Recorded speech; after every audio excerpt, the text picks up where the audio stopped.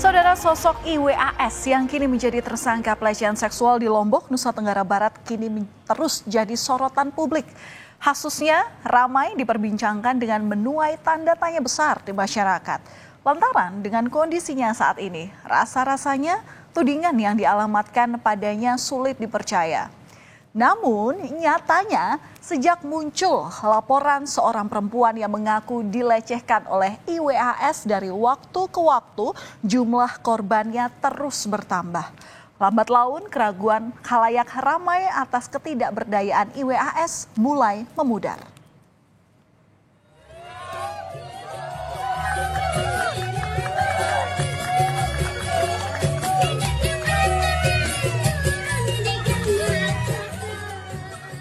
Di media sosial, satu persatu jejak aktivitas IWAS menjadi viral. IWAS terlihat bisa berkegiatan layaknya orang pada umumnya di tengah keterbatasan yang ada. Dalam satu kesempatan, IWAS terlihat sedang berjoget dengan luasnya bersama dengan penari perempuan.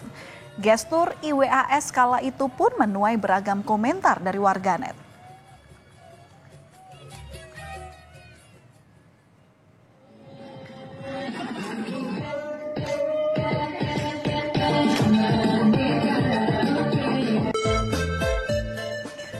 Selain itu beredar pula video IWAS yang tengah bersama dengan teman-temannya.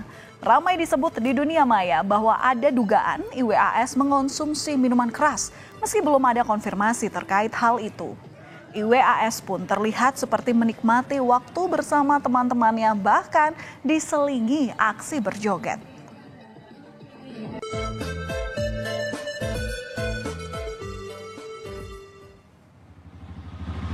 Ya, kita lepas rem tangan ya. Sudah dilepas rem tangan. Kita tahan gas dan tahan remnya sedikit. Sedikit digas. Iya. Dan saudara, dalam kesehariannya IWAS juga diketahui bisa mengendarai motor. Lalu bagaimana caranya? Dalam video yang beredar ini, saudara, tampak ia menunjukkan caranya untuk bisa bermotor walaupun tidak memiliki tangan. IWAS terlihat lincah dan sudah terbiasa mengendarai kendaraan roda 2 itu. Melihat video bermacam aktivitas IWAS ini pun kemudian membuat masyarakat berpikir kembali tentang sosoknya yang ternyata bisa menjalani hari-harinya selayaknya orang lain pada umumnya.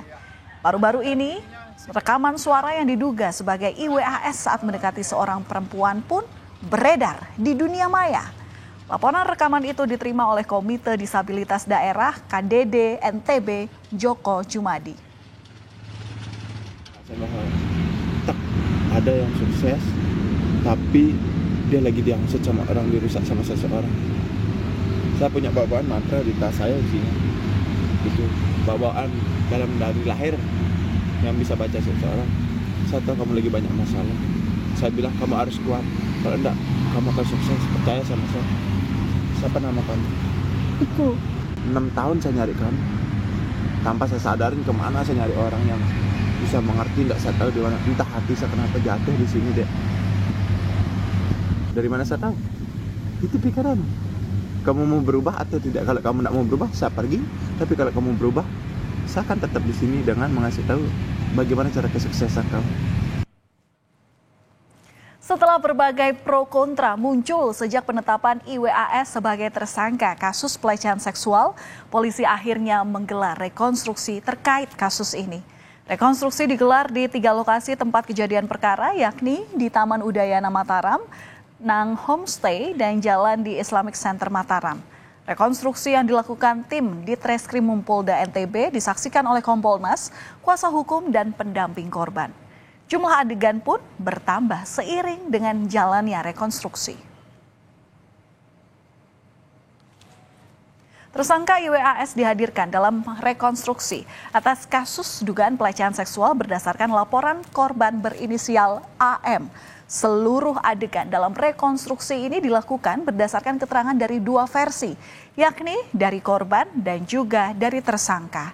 Seluruh adegan dalam rekonstruksi ini akan menjadi bagian dari kelengkapan berkas perkara. Dalam salah satu adegan, tersangka disebut memerintahkan korban untuk membayar uang pada penjaga homestay. sebenarnya ada 28 adegan yang tertuang dalam BAP yang kita skenario-kan.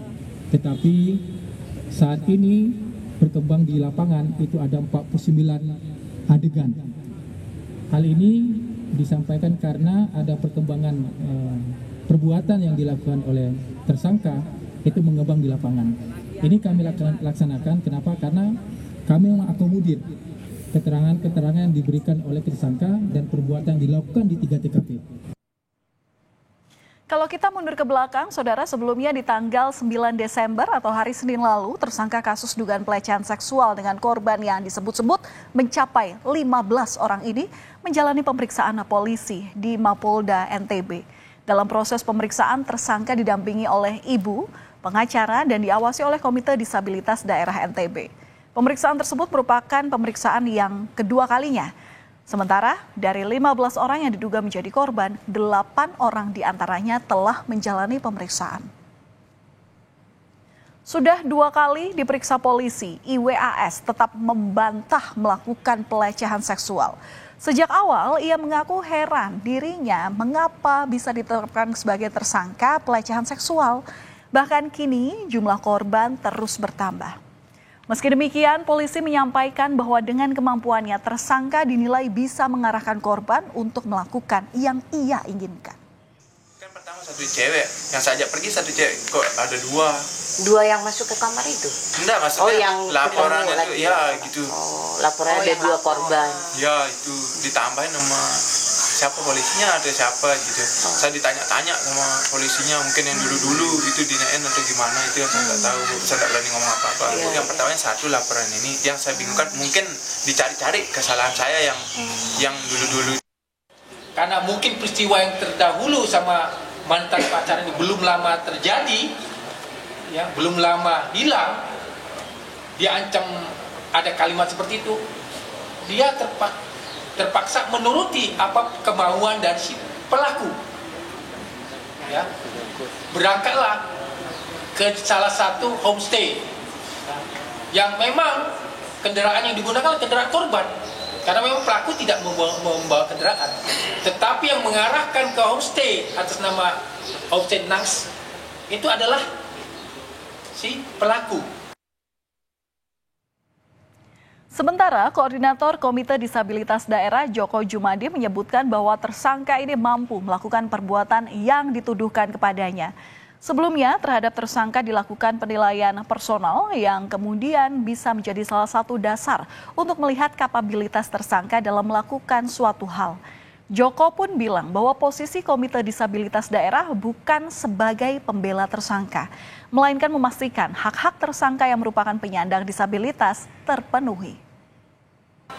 Tersangka itu memang memiliki kemampuan untuk melakukan tindak pidana sebagaimana yang dimaksud di dalam pasal 6C Undang-Undang TPKS, memang mampu. Jadi kami juga melakukan, kalau di dalam konteks penanganan kasus kan di awal ketika disabilitas berhadapan dengan hukum itu ada namanya penilaian personal, dan penilaian personal ini kami lakukan antara Polda dengan KDD, itu melakukan penilaian personal sehingga memungkinkan bahwa memang si pelaku memiliki kualifikasi dan mampu dipertanggungjawabkan terhadap kasus ini sehingga kasus ini tetap berlanjut.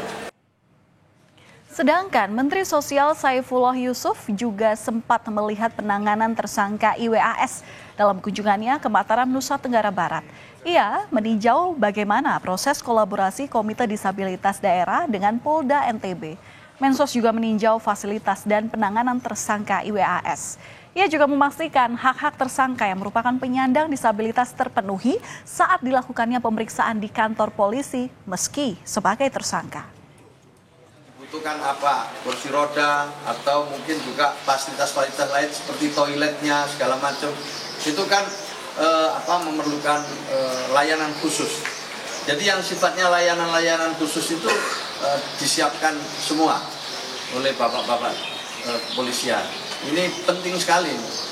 Jadi sehingga ketika Mas Agus misalnya yang diperiksa memang dalam keadaan tidak tertekan, dalam keadaan nyaman, sehingga dia siap diperiksa karena hak-haknya sudah dipenuhi.